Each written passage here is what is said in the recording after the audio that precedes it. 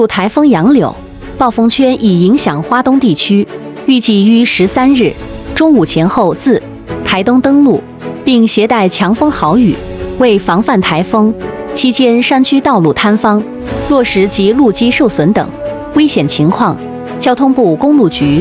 台东第3公务段于昨12日22时起，对台23线东附公路 16K 加838至25K 加750路段实施预警性封闭措施。封闭期间，台东县警局成功分局、辖区太原派出所及时派员协助交通管制，指引车辆改道，并向用路人宣导台风天应避免行经山区及沿海易受灾路段。员警并配合同务段巡查沿线，确保无人车受困，并维持现场秩序，防范强风豪雨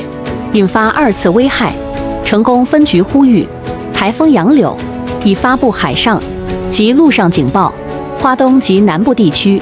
需严防豪雨、强阵风与土石流等灾情，民众应密切留意气象资讯与交通管制公告，非必要避免前往山区道路，确保行车与人身安全。